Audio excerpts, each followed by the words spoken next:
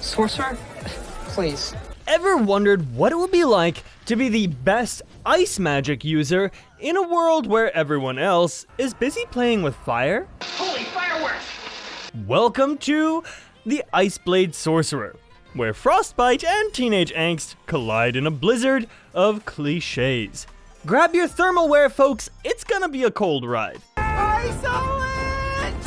In a realm where magic is a competitive sport, meet our hero, a charmingly bland protagonist named Ray White. 俺はレイ・ホワイト。気軽にレイと呼んでくれ。 Seriously, this guy's about as interesting as watching paint dry. He's an Iceblade Sorcerer, which sounds impressive, until you realize he's basically the ice cream man of sorcery. そうだ。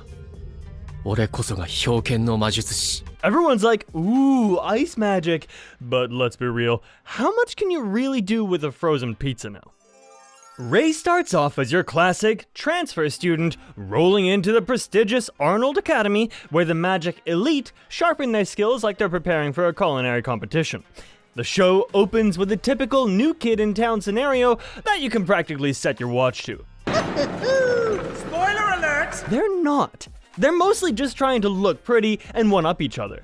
Ray's entrance is as subtle as a marching band in a library, drawing attention faster than a freshman's bad haircut. The first thing you need to know about Ray is that he's got a mysterious past. Yeah, cause every protagonist has to have one. Apparently, he used to be a big deal, like a rock star. Don't you? But for wizards. Gryffindor! He's got this tragic backstory that's been shoved down our throats like it's last week's leftovers.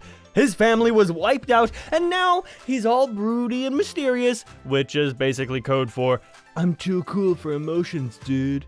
Weird. Ray's big introduction happens during a demonstration of magic. Cue the crowd gasping as he summons ice like he's a freaking snowman on steroids. これからよろしくね、レイ。こちらこそ、アメリア。 Everyone's impressed, sure, but I'm over here thinking, great, another dude who can make frost. Call me when he can brew a decent cup of coffee, huh? Then we meet the Academy's elite, a motley crew of magic users who all have one thing in common. They're all way more interesting than Ray. First up, we have the fiery and overly enthusiastic アメリア・ローズよ。 who's like that one friend who brings way too much energy to the study group. ミス・ローズ。俺はレイ・ホワイト。気軽にレイと呼んでくれ。私もアメリアでいいわ。 Her fire magic is about as subtle as a brick through a window. She's got a crush on Ray, because of course she does. Who wouldn't want to date the world's least interesting ice magician, huh? Next, there's the enigmatic and brooding, エビー・アームストロングか。 who's so deep, he probably has a black hole for a personality. His whole vibe screams, I have issues, and you can practically hear the emo playlist playing in the background whenever he enters the room. He's like a discount Sasuke, complete with the angsty backstory and penchant for staring off into the distance as if contemplating the meaning of life. Or probably lunch. Let's not forget about the rest of the crew, each one more forgettable than the last. There's the smart one, the funny one, and the one who's just here for the sake of diversity. It's like the writers threw a dart at a character trope board and called it a day. Now, as Ray tries to navigate this overdramatic teenage wasteland, he quickly realizes that not everyone is thrilled about his icy talents. There's a group of bullies, because of course there are, who seem to think that picking on the new kid is the height of comedy. And did you ever see such freckles? And hair as red as carrots? Dear, dear me. I hate you. These guys are so unoriginal, they might as well wear shirts that say generic villains. They pick on Ray and he's all, oh no, whatever shall I do? While secretly plotting how to freeze their collective asses off. As the story progresses, Ray finds himself wrapped up in some good old classic school rivalry, complete with magic duels and dramatic face-offs that feel like they were ripped straight out of a bad teen drama. I mean, the overall story is nothing special either, just your run-of-the-mill save the maiden and the school nonsense. Now, a big difference in this story is its harem angle. While most harem shows have everyone fall for the MC for no reason, at least Rei has some legit charm and knows how to talk to the ladies, showing them some mad respect.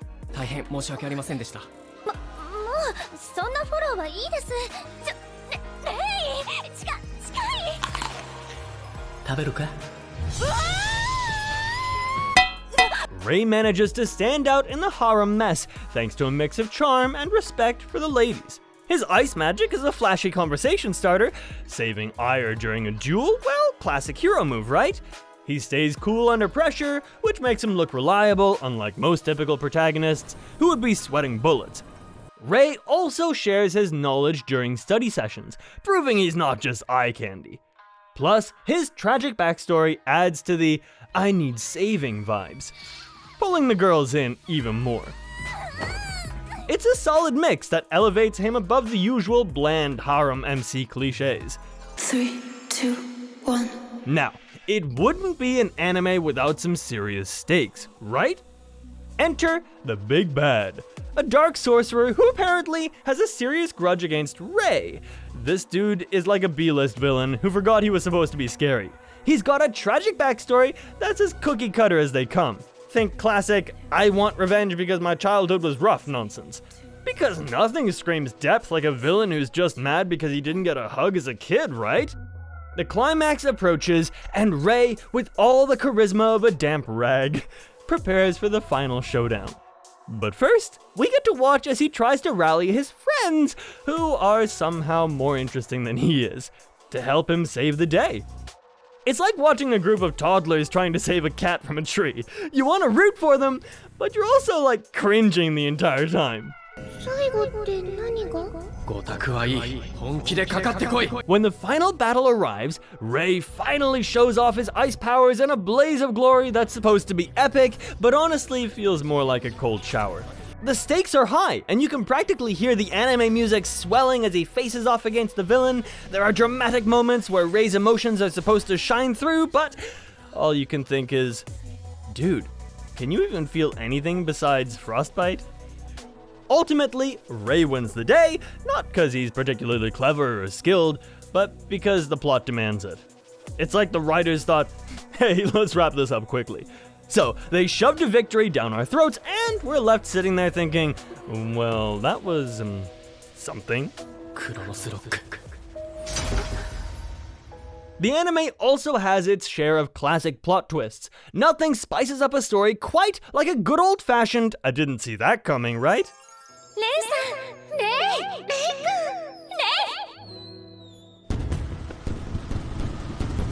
Well, in the Iceblade Sorcerer, the twists are about as predictable as a villain monologue before the final showdown. Sure, the series tries to throw some curveballs, but if you're even slightly tuned into anime tropes, you're gonna see them coming a mile off. For instance, the reveal of Rei's past is supposed to pack an emotional punch, but really, it feels like a punchline to a bad joke. Oh, you mean he's an orphan with a tragic backstory? Wow. Shocking. It's like the writers gathered around a table and asked, what do we need to make this character more interesting? And collectively decided, let's just add some dead parents and call it a day, huh? This plot twist may have worked once, but now it's about as fresh as that loaf of bread I left out for about a week. Then there's the twist regarding the dark sorcerer's motives. Yeah, surprise, surprise, he has a tragic backstory too. It's the anime equivalent of a plot twist bingo. And let's just say they're not winning any prizes for creativity here. So, while the twists are present, they lack the surprise factor that makes them truly impactful, leaving the viewers like us to shrug our shoulders and kind of just move on.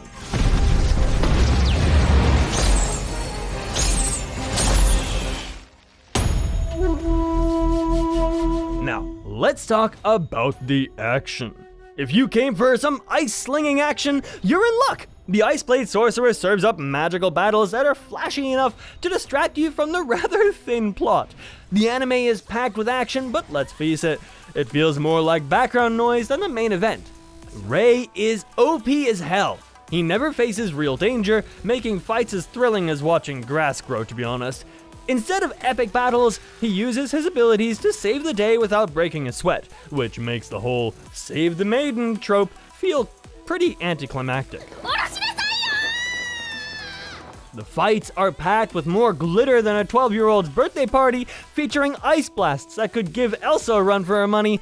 It's like being served a visually stunning dish that's all presentation and no flavor. Great to look at, but ultimately pretty unsatisfying. The drama, on the other hand, oh, that's thick enough to cut with a knife. The emotional stakes are cranked up to 11, with the teenage angst flowing like a river. You've got your classic love triangles, betrayal among friends, and enough melodrama to fuel an entire season of soap operas. Ray's brooding over his past? Check. アメリア・ローズよ。 Fiery crush on him? Check. エビ Emotional turmoil? Double check. This combination of action and drama keeps things engaging, even if the underlying story is a bit of a mess. I couldn't help but appreciate the absurdity of it all. 俺は君のそばで Who doesn't love watching young wizards throw temper tantrums while simultaneously casting spells? I mean, it's like a magical middle school where the stakes are life or death, but the emotional maturity of the characters is still stuck in 8th grade. So, why is the Iceblade Sorcerer cool, despite its predictable twists and teenage angst? First, we have to appreciate the ice magic itself. I mean, watching Ray freeze enemies mid-attack is undeniably satisfying, even if you're rolling your eyes at the dialogue. The visuals are impressive, showcasing a colorful world where ice can be both beautiful and deadly. The animation, especially during fight scenes, elevates the action, making it a feast for your eyes, totally. Secondly, the concept of a school for magic users is inherently fascinating. There's something about the idea of young sorcerers honing their skills that sparks the imagination. The potential for rivalry, friendships, and epic battles, oh, it's limitless. Even if the execution leaves a little to be desired, to be honest. It's a classic setting that brings nostalgia, reminiscence of magical school stories we've all grown up with, I mean like Harry Potter for me for sure, but with ice instead of wands, and a lot more teenage angst. Lastly, there's a certain charm in the character interactions. The banter between Ray and his friends, even if it veers into cringe territory, provides comic relief. The dynamics are relatable, especially for anyone who has navigated the messy waters of adolescence. Yeah, everyone, right? ウサギが好きなのか The over-the-top reactions, melodrama, and moments of levity create an oddly compelling atmosphere. You find yourself invested, if not for the plot, then for the characters, who, despite their flaws, are entertaining to watch. But I gotta talk about the visual style of the Iceblade Sorcerer. Cause nothing screams originality like the same old character designs we've seen a million times before. Ray looks like he walked off the cover of generic Protagonist Monthly. You know, the broody dude with spiky hair and icy powers. He's got that whole, I'm tortured, but I'm also kind of a big deal vibe going on. And we're just supposed to kinda accept it because, why not? おお素晴らしい Animation quality had its moments of inconsistency. During slower scenes, the animation can feel like it's dragging its feet, and the dialogue becomes as riveting as, I'm gonna say it again, watching grass grow. You might find yourself wondering if the animators took a coffee break right before the scene, because, wow, it could really use some energy. The background art, on the other hand, is where the anime shines a bit. The lush landscapes and detailed settings create a really nice backdrop for all this teenage angst. It's like the world is trying to outshine the characters, and honestly, it almost succeeds. The architecture of the academy is beautifully rendered, giving the impression that the writers wanted to create a magical realm, but didn't quite know how to populate it with compelling characters. お前は生きろ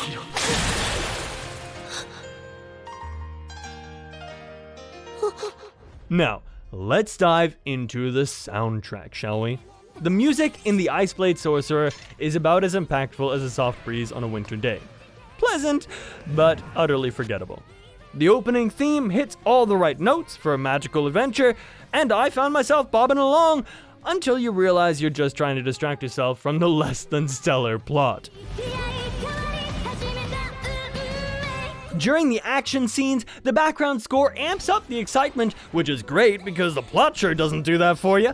Orchestral pieces swell and crash as Rei flings ice around, making you feel like this battle is the most epic thing ever, until you remember that the stakes are mostly about teenage rivalries and crushes. But hey, if the music can make you feel something, even if it's just mild amusement, that's a win, right? プロセシングエンボディメントで萌え萌え萌え萌えスキャー So if you're looking for a fun and entertaining escape, I recommend giving the Iceblade Sorcerer a try. While it may not win any awards for originality, it offers a delightful mix of flashy ice-based action and relatable teenage drama. The plot twists might be predictable, but I always find that the excitement of watching young sorcerers grapple with their emotions while wielding magic is just the kind of lighthearted entertainment that's perfect when I want to unwind. エリサの魅力をとても引き立てている。ありがとうそのレイカもかっこいいよありがとう、エリサ。 So, grab some popcorn, settle in, and enjoy the ride! Sometimes we all need a little bit of magical chaos to brighten our days. Catch you next time. バタフライエフェクトエクスプロージョンクロノスロックリリース